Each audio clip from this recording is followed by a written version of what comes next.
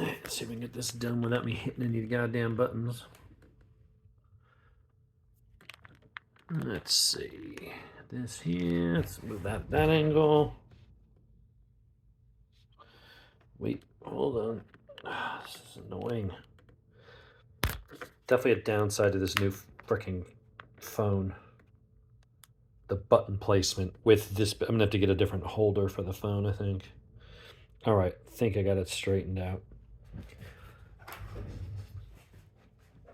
All right, everybody, what do we got today? We have round 3 of Dave getting rid of a bunch of his knives. We've already gotten rid of 11, so let's go into 3 other loosely categories. So we're gonna go into our uber tiny lightweight EDCs. So these are all knives that are super small, super thin. Micro knives, they're still sort of full size-ish, but they're in that 1.8, 1.75, and that one might be a little bit heavier. This one's super light, but they're the very thin, small, slicey, very discreet EDCs. My 4 contenders in this category are going to be the Benchmade Bug Out with the S30V blade and Grivery handle in green and that coating on the blade. We've got the new SOG Altis XR, or Altair XR. We've got, which that has, I think, 154 cm or something like that. Yeah, Cryo 154 cm. We have the Cold Steel Tough Light, which I think is used in like OS 8A or something like that, real cheap. And then we got this little $26 guy, the Petrified Fish. I don't even remember what frickin' model is, but it's 12C27 Sandvik steel with like a kind of a rosewood or something type of handle. So very nice, very comfortable, very flicky, really nice thin blade. It's a very slicey blade. There's a little bit of belly to it. So of these 4, what do I like? What will I keep? What's getting rid of? Well, the Benchmade. Benchmade ain't going anywhere. Can't get rid of the Benchmade.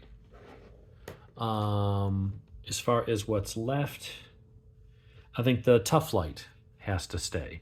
This just because it's a Benchmade. It's such a great knife. It is, you know, it's up there. It's considered one of the perfect. Let me adjust my camera yet again. Make sure I'm in shot.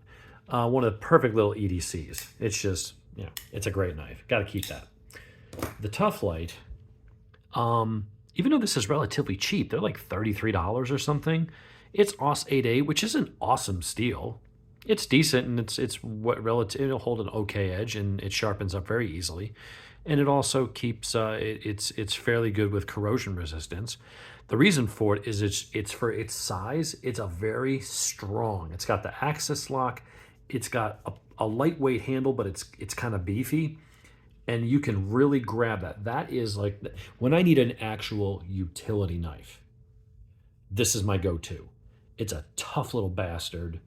And you can just beat on it and use it, and your grip, there's enough pebbling here, your fingers just locked in, you got jimping on the back. I mean, you can really get in there and do some work with this as a utility knife, cutting down boxes, doing whatever, and it's $30-something. It's a beater knife, but it's not a beater knife that you're gonna beat and it's gonna fall apart. This little ombre is gonna stay in the collection. Oh, here's another one that should be in this group of little tiny lightweight. This is the K-Bar Dozier design with D2 steel. So of these, of the 5, definitely going to keep these 2 for the reasons I've stated. The Dozier, you know, for $20, it's like everybody should have one of these in your collections. I'll tell you why it's going to go out. The handle is actually very decent. It's ergonomic. It feels good, it has good grip. You got just a little bit of jimping there. It's a nice size, it's a nice weight. It's very light, it's very thin. Here's why I'm gonna get rid of it. This button for the thumb stud is very, very sharp. Now, I could probably go put it on the belt sander or try to sand it down with sandpaper, but it'll destroy the finish. I'll have to either strip it, you know, with a wire wheel and just have it shiny or repaint it. I'm just not willing to do that on a $20 knife.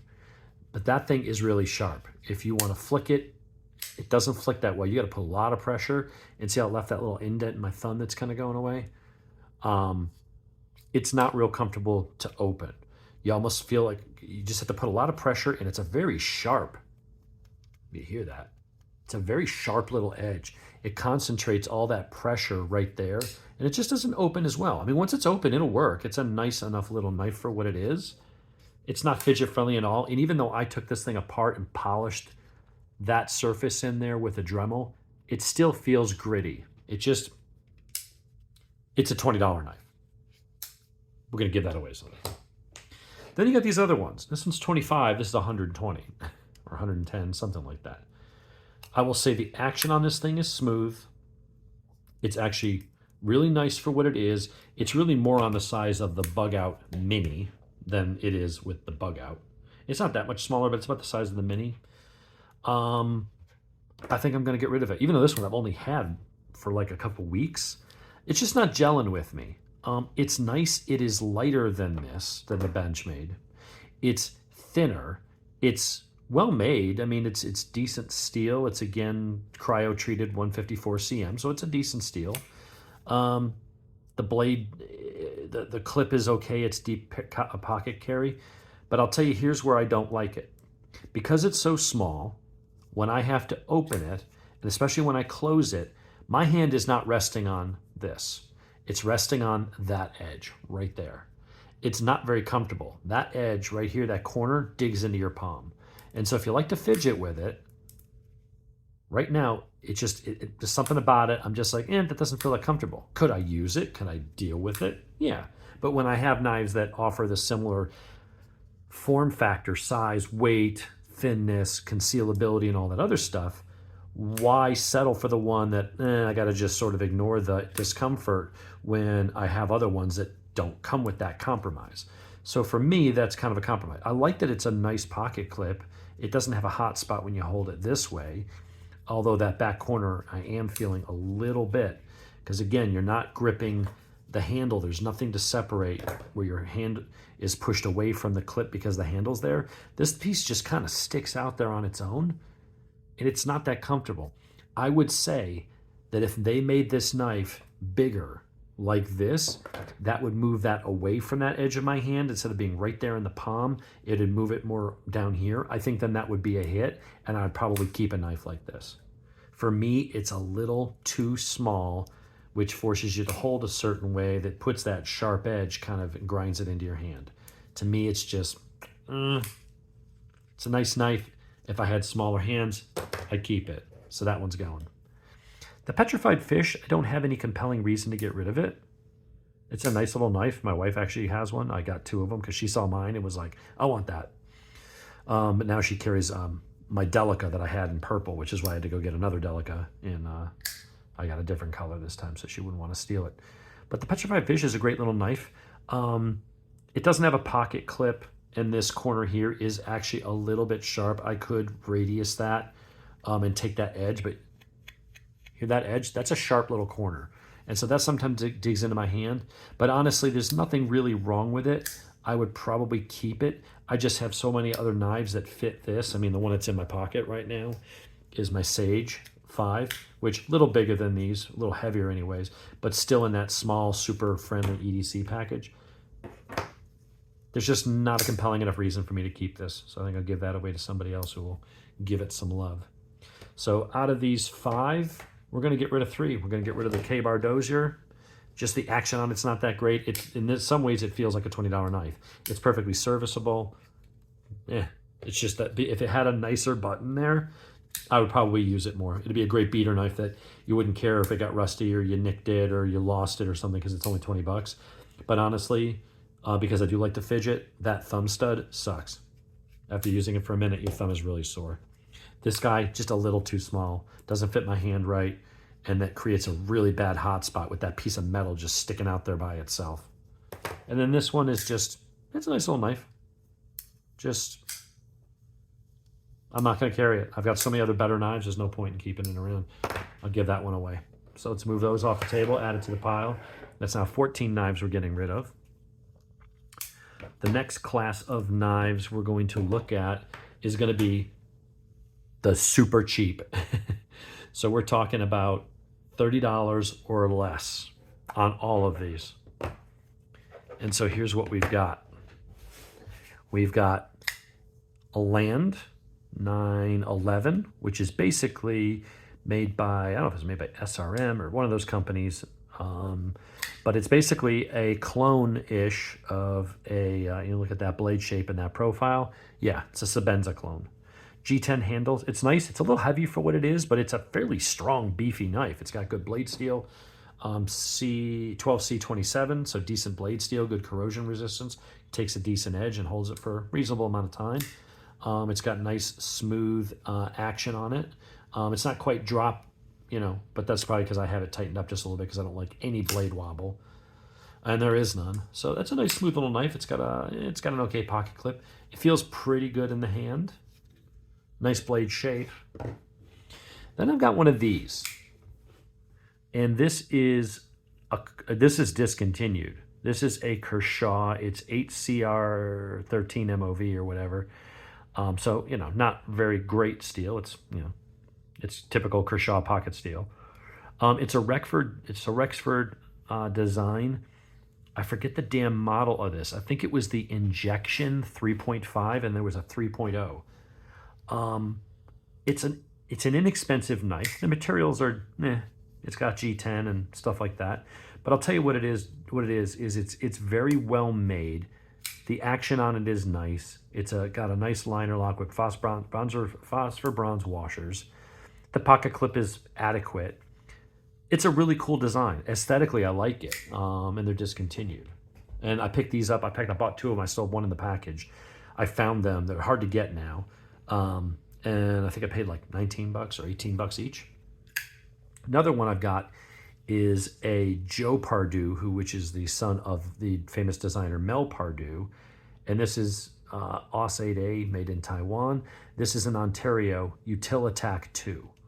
And it uses a nice flat grind, Tonto point, nice swedge, G10 or some kind of plastic, maybe not even G10, might just be plastic on the handles. It's a liner lock, nice snappy action, very smooth for phosphor bronze washers. It's got a nice authoritative thunk, decent traction on here. You can choke up, you got a decent finger choil, and then you've got some jimping up on top. The thumb studs are nice and comfortable. Can you Spidey flick it? Almost. Probably have to practice at it a little bit because it's in the button's in a weird spot and your finger keeps hitting it the way you have to hold it. But go ahead and roll it open. Go ahead and flick it open with your thumb. Works very well. So of these three, would I get rid of any of them? Yeah, in an effort to skinny down my collection. I mean, I don't have to let any of my knives go, but I want to actually get my collection down to, what's more manageable, free up some room in the drawer. I'm going to get rid of this one, honestly. I've had one before and I missed it and got another one, but I've never actually carried it. I get it because I like the idea of having a Sebenza clone that's pretty well built with decent materials, for that price, for less than $30. But at the end of the day, I never end up carrying it. These are going to be harder and harder to get, and that's why I bought two. One I could play with and carry occasionally if I want, because I really do love that design.